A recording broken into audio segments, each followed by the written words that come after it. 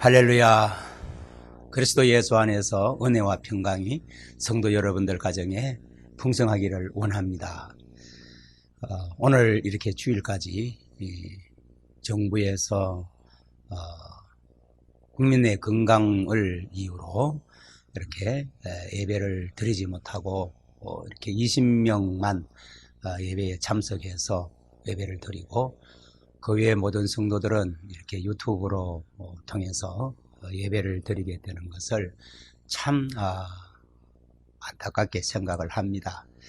오늘도 제가 잠시 이 카페에 갔더니만 전에는 지난주까지만 해도 카페에서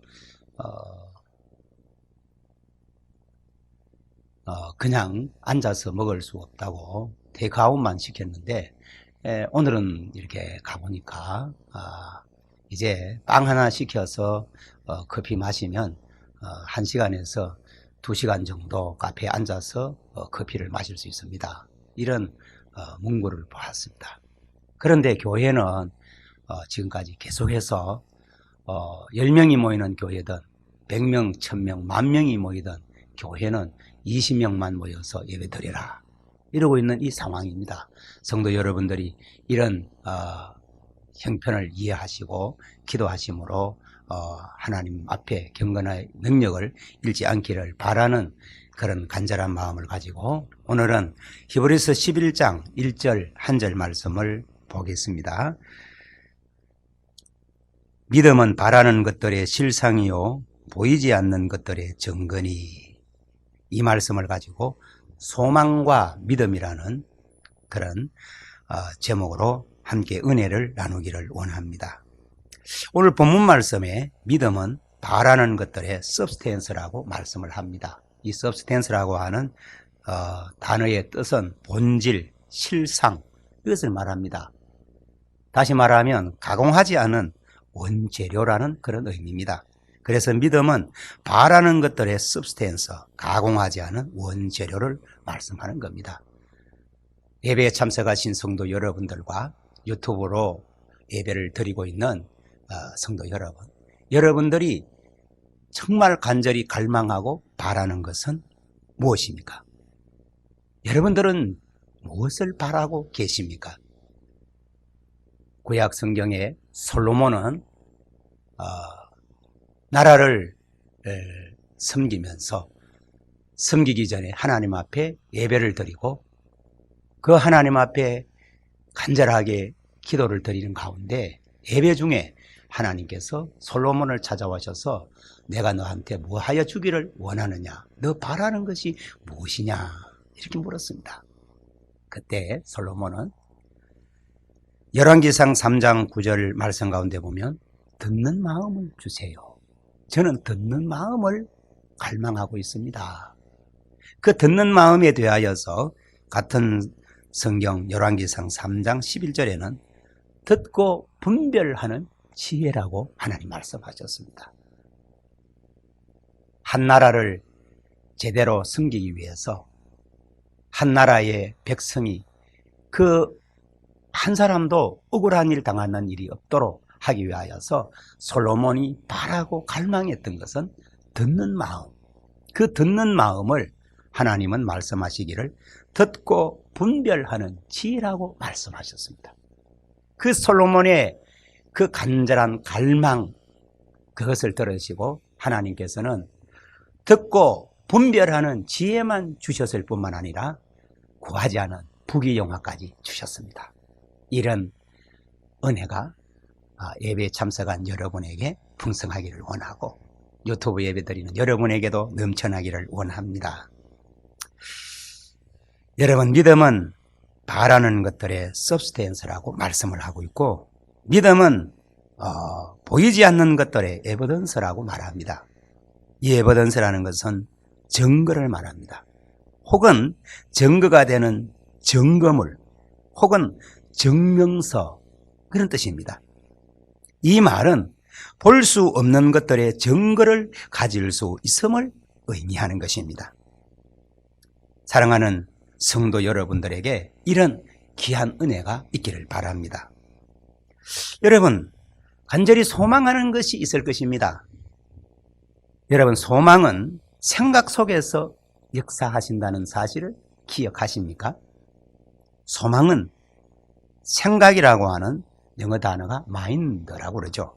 소망은 생각 속에서 역사합니다. 소망은 바라는 것들을 생산하지는 못합니다. 그러나 그것은 아주 중요합니다. 수많은 병든 사람들이 예수님께 치료받기 위해서 그렇게 예수님을 찾아왔습니다. 그들은 치료받기를 소망했습니다. 그러나 그 소망이 그들을 치료하는 것은 아닙니다. 소망이 그들을 치료하지는 못합니다. 그러나 그 소망은 그들로 하여금 예배의 자리로, 기도의 자리로 예수님께로 나오게 하는 것입니다. 이처럼 소망은 목표를 설정해 주는 것입니다. 많은 사람들이 마땅히 믿음이 있어야 할 이 마음 속에는 소망을 가지고 있고, 마땅히 소망이 있어야 할 이 헤더 머릿속에는 믿음을 가지고 있습니다. 여러분, 소망은 지성을 통해서 역사합니다. 중생한 그리스도인이라고 할지라도 자신의 목표를 하나님의 목표와 일치시켜 나아가기 위해서는 반드시 그의 생각을 하나님의 말씀으로 새롭게 바꾸어 나아가야만 합니다. 바라는 것들의 실상인 믿음은 속사람, 영의 사람, 마음속에서부터 역사하는 것입니다. 사도 바울은 로마서 12장 2절에서 이렇게 말씀합니다. 너희는 이 세대를 본받지 말고 오직 마음을 새롭게 함으로 변화를 받아 하나님의 선하시고 기뻐하시고 온전하신 뜻이 무엇인지 분별하도록 하라. 로마 성도들을 향한 권면의 메시지죠.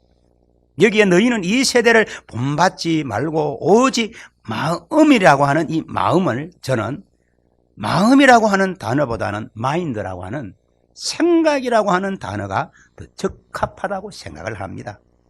너희는 이 세대를 본받지 말고 오직 생각을 새롭게 함으로 변화를 받아 하나님의 선하시고 기뻐하시고 온전하신 뜻이 무엇인지 분별하도록 하라. 사도 바울은 이 편지를 로마 교회 중생한 그리스도인에게 쓴 것입니다.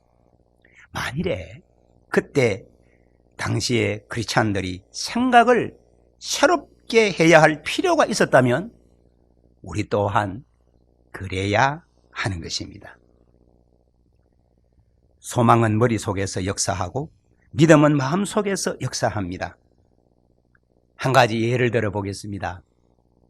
자동 온도 조절기는 방 안의 온도를 조절합니다. 그러나 온도 조절기 그 자체가 덥게 하거나 춥게 할 수 있는 능력을 가지고 있지는 않습니다. 그러나 어떤 일정한 온도에 눈금을 맞추어 놓으면 온도 조절기는 기계 보일러의 심장부에 정기적인 충격을 보내서 설정한 목표를 알려주는 것입니다. 그러면은 그 기계는 조절기가 저 설정해준 그 목표 온도에 이르기까지 필요한 시간 동안 계속해서 작동을 하는 것입니다. 온도 조절기는 아무런 실상, 실체, 알맹이를 갖고 있지를 않습니다. 온도 조절기는 아무런 substance, 그래서 가지고 있지를 않습니다. 온도 조절기는 다만 목표를 설정하는 것일 뿐입니다. 이처럼 소망은 아무런 실상 혹은 실체를 가지고 있지 않습니다. 그것은 단지 목표 설정만 해줄 뿐입니다. 정신적인 영역 안에서도 어떤 힘이 있기는 있습니다만은, 그러나 그것은 단지 목표를 설정해 줄 뿐입니다. 여러분이 그 안에 눈금을 맞추면 목표를 설정한 그것을 생산해내는 그 기계 핵심 부분이고 사람으로 말하면 우리의 속사람, 곧 영의 사람인 것입니다. 영적인 영역에서 우리는 때때로 믿음을 머리에서부터 역사하도록 시도하려고 합니다. 그러나 이 헤드가 할 수 있는 모든 것은 단지 목표를 설정하는 것밖에 없습니다. 성경은 믿음은 이 하트, 마음속에서 역사한다고 말씀합니다. 여러분의 머리 안에 목표를 설정해 놓고 하나님이 말씀하신 대로 여러분의 생각을 새롭게 하는 훈련을 하시기 바랍니다. 하나님 감사합니다. 나는 율법의 저주에서 속량을 받았고 어둠의 권세에서 건져내심을 받아 하나님의 사랑하는 아들의 나라로 옮겨진 자입니다. 내가 나의 것을 남을 위해 줌으로써 하나님께서는 나에게 후히 되어 누르고 흔들어서 넘치도록 하여 안겨주실 줄로 믿습니다. 이런 생각의 변화, 2021년이 이 변화로 시작하기를 간절히 바랍니다. 여러분의 목표 설정기를 부요, 건강, 행복, 성공에 맞추어 놓고 계속해서 거기에 머무르시기를 바랍니다. 그것은 생산본부인 여러분의 마음에 충격 신호와 자극을 보낼 것입니다. 겨울철에 열은 여러분이 소망하는 것이고 깨서는 여러분이 소망하는 그 히타의 그 실상 원료인 것입니다. 여러분이 집안을 따뜻하게 만들기 위한 원료는 항상 난방기계와 연결되어져 있습니다. 항상 연결이 되어져 있습니다. 그러나 그 원료가 사용이 되느냐 안 되느냐, 이건 또 다른 문제인 것입니다. 왜냐하면 온도 조절기에 다이얼을 돌려서 맞추어야 할 사람은 바로 여러분 자신이기 때문입니다. 여러분이 온도 조절기의 다이얼을 여러분이 손으로 맞추어야 하는 것입니다. 그렇게 맞추어 놓으면 25도, 27도, 30도 이렇게 맞추어 놓을 때 충격 신호가 난방본리의 심장부에 전달이 되어지고 작은 밸브가 열리면서 점화기가 가스에 불을 붙여서 열을 발생하게 되는 것입니다. 실체인께서는 항상 그것을 흐르고 있습니다. 그러나 목표 설정기가 신호를 내보내기 전까지는 가스는 가스관 속에 묶여 있는 것입니다. 이것이 바로 성도들이 믿음을 가지고 어떻게 하고 있는지를 잘 보여주는 저는 애화가 된다고 생각을 합니다. 성도들이 믿음을 가지고 있으면서도 그 믿음을 풀어서 사용하지는 않고 있는 것입니다. 여러분은 먼저 여러분의 믿음을 풀어놓는 법을 알아야 됩니다. 배워야 되는 것입니다. 여러분이 새롭게 변화된 생각의 다이얼을 돌려서 그것을 자신이 원하는 건강, 행복, 성공, 형통, 평안, 부요의 목표에 고정시키시기를 바랍니다. 고정시키는 방법은 그 특정한 문제에 관한 하나님의 말씀을 찾아 계속 말하고 고백하는 것입니다. 그러면 그것은 충격 신호를 여러분의 마음에 보내고 곧 바라고 소망하는 결과를 가져오게 될 것입니다. 여러분의 일상적인 활동을 시작할 때마다 매일같이 치유와 건강과 행복과 형통과 성공의 말씀을 고백하시기를 바랍니다. 여러분이 잠을 자고 있는 동안에도 여러분의 마음은 여러분의 필요한 것들을 생산해 내기 위함인 것입니다. 한 번 말입니다. 온도 조절기의 온도가 27도, 29도 여기에 설정이 되면 기계는 어떻습니까? 조절해 놓은 그 목표 온도까지 열을 만들어내기 위해서 밤낮으로 일할 것을 확신하기 때문에 여러분은 편안하게 안식, 쉼을 누릴 수 있는 것입니다. 야고보서 1장 5절에서 8절 말씀을 한번 찾아보겠습니다. 야고보서 1장 5절에서 8절 말씀입니다. 다 찾으시기를 바랍니다. 자, 우리 같이 합독을 하겠습니다. 너희 중에 누구든지 지혜가 부족하거든 모든 사람에게 후히 주시고 꾸짖지 아니하시는 하나님께 구하라. 그리하면 주시리라. 오직 믿음으로 구하고 조금도 의심하지 말라. 의심하는 사람은 마치 바람에 밀려 요동하는 바다 물결 같으니 이런 사람은 무엇이든지 주께 얻기를 생각하지 말라. 두 마음을 품어 모든 일에 정함이 없는 자로다. 두 마음을 품은 사람은 환경으로 하여금 자신에게 영향을 미치도록 허락하기 때문에 종잡을 수 없이 그의 목표를 바꾸게 되는 것입니다. 지금 이 119 코로나로 인하여서 정부에서 여기에 관계되어진 사람이 이 두 마음을 품고 있는 것 같습니다.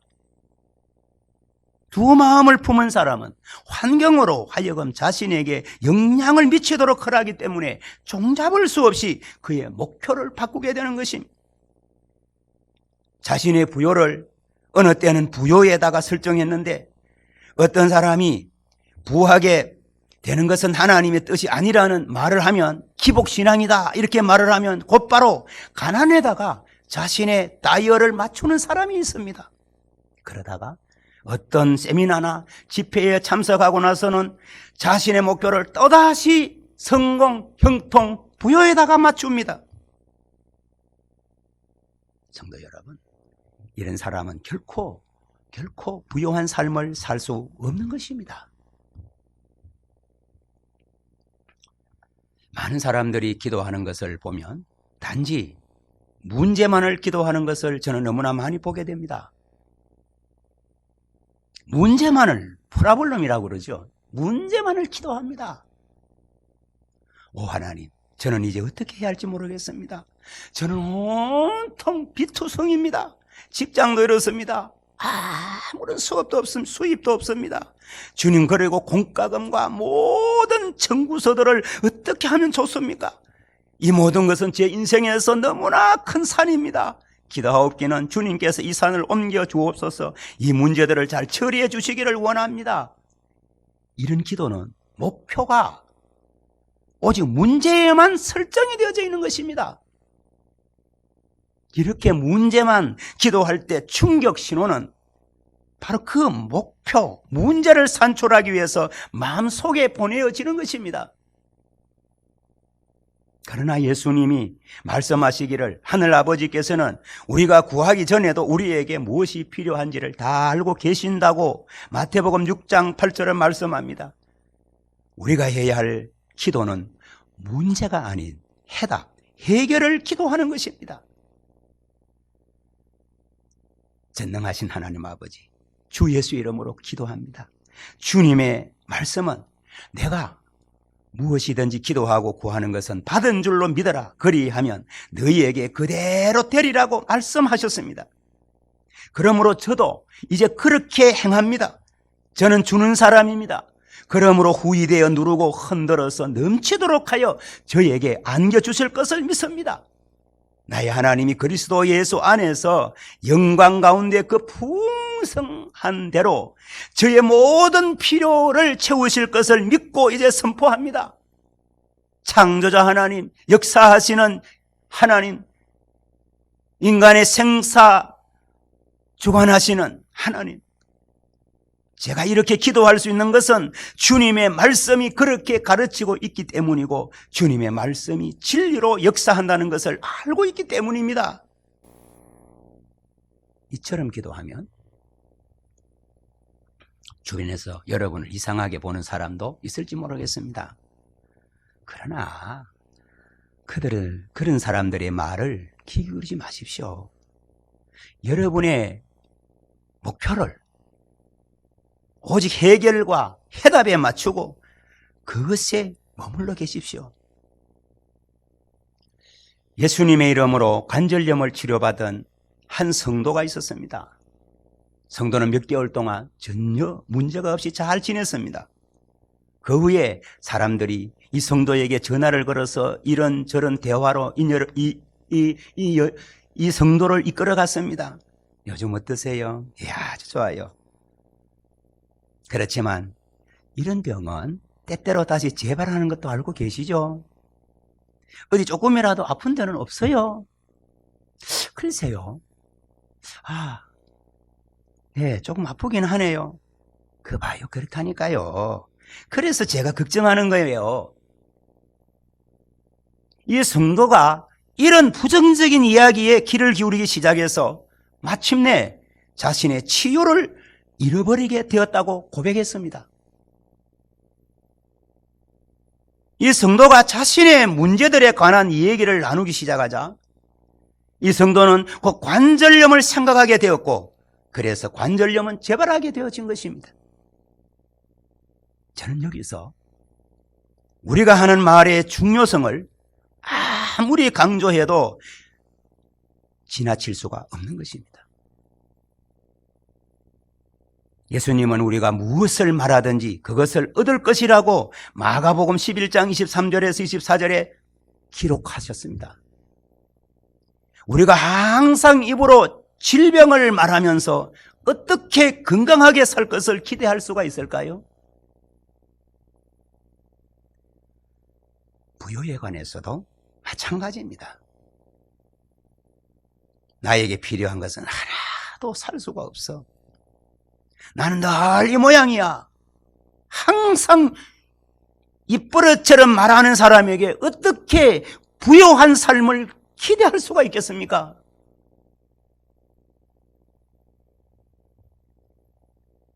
실제로 그때 아무것도 살 수 없었다는 것이 사실일 수도 있습니다.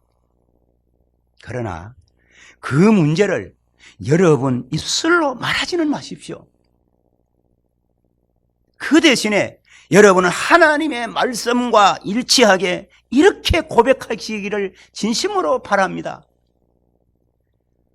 하나님 아버지, 주라고 말씀하신 대로 저는 죽었습니다. 그러므로 제게 안겨주실 것을 압니다. 제가 그것을 지금 볼 수 없다고 해도 그것은 이미 저의 것입니다. 그것은 제게 속한 것입니다. 그것은 제 것이라고 하나님께서 말씀하셨습니다. 그러므로 저는 하나님을 믿습니다. 하나님의 믿음은 결코 실패하지 않고 하나님의 말씀은 절대 실패가 없습니다. 믿으시면 아멘 합시다. 할렐루야. 그러나 자신의 믿음을 실패하게 할 수 있는데 그것은 자신의 시선이 문제만을 바라보게 될 때입니다. 행복의 언어를 배우시고 형통의 언어를 배우시고 성공의 언어를 배워서 그것을 여러분의 입술로 실천할 수 있기를 진심으로 바랍니다. 부요한 삶을 살기 위해서는 이렇게 하셔야 됩니다. 하나님의 뜻은 성공하는 것임을 알고 목표를 성공과 부요에 맞추시기를 바랍니다. 공급의 원천으로서 하나님의 나라를 인정하시기를 바랍니다. 물질의 근원인 하나님의 나라를 구하시기를 바랍니다. 하나님 나라에 좋은 씨앗을 심으시기 바랍니다. 예수님의 말씀을 행함으로써 하나님의 말씀을 순종하십시오. 그리고 빼앗는 사람이 아니라 주는 자가 되십시오. 형통과 성공과 부요에 관한 하나님의 말씀을 입버릇이 되도록 하나님의 부요의 말씀, 건강의 말씀, 능력의 말씀을 여러분의 마음에 심으시기를 바랍니다. 여러분의 마음에 채우시기를 바랍니다. 이 모든 원리를 내일부터 아니라 오늘 예배드리는 이 순간부터 이 원리를 여러분들의 삶에 적용시키시기를 바랍니다. 그러면 여러분은 부요하고 잘되는 인생을 누리게 되고 훌륭한 성공의 삶을 하나님이 살도록 은혜와 평강 가운데로 인도하실 줄로 믿습니다. 이런 은혜 가운데 복되게 살아가는 한길가족 여러분이 다 되기를 정말 사모하는 가운데 2020년도 기도하는 중에 하나님께서 이런 말씀을 주셨습니다. 2021년 경제 상황이, 지금의 상황이 어떻든지 간에 하나님께서 여러분을 형통하게 하시고 부유하게 하시기 위하여서 여러분의 생각의 변화를 요구하시는 것입니다. 여러분의 믿음을 사용 잘 하셔서 하나님 앞에 큰 영광 돌리고 많은 사람을 웃음 짓게 하는 그런 복된 성도 여러분들의 삶이 되기를 그리스도 예수 이름으로 축복합니다. 축복합니다. 기도하겠습니다.